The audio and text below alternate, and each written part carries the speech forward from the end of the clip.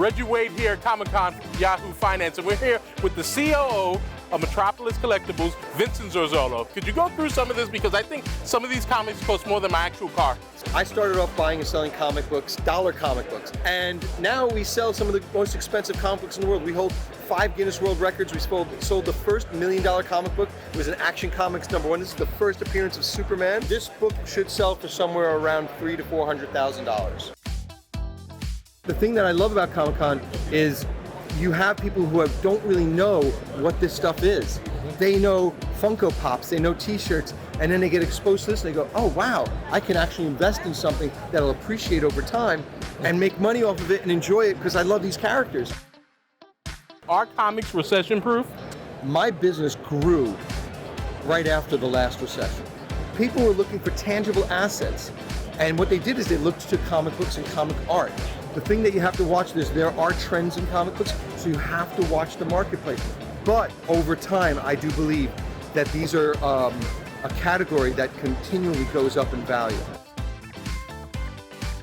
Now, you have an interesting story. You went from real estate to comic books. How does that happen? Well, before I was in real estate, I was in comic books when I got out of college. Then I left the business and I bounced around, got into real estate at the wrong time, and got shellacked.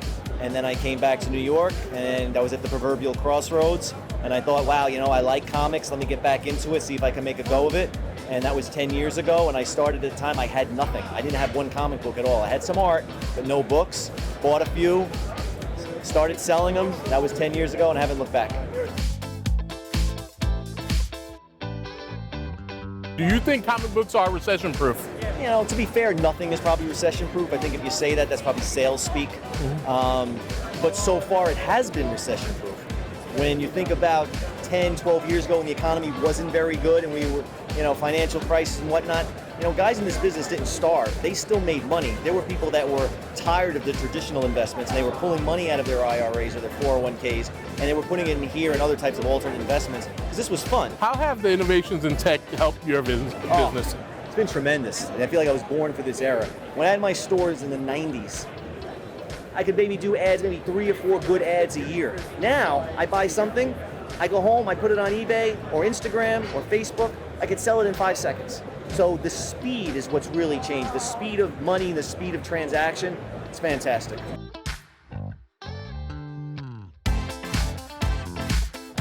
I'm known as Big Reg. Well, today I'm here with Big Kev of Big Kev's Geek Stuff. Kev, how has it changed from when you started coming to these Comic-Cons, doing the podcast till now? When we first started, it was just kind of emerging from being an underground thing. Geek culture was just breaking out of the basement, if you will. You know, there was no huge Comic-Con on the East Coast. There were a lot of really great shows. Nothing like this. Nothing like New York Comic-Con. Nothing like San Diego Comic-Con. And then those started popping up all over the country. You know, even all over the world. So we've been able to really have an eye on the way the culture has grown. And we've talked about that.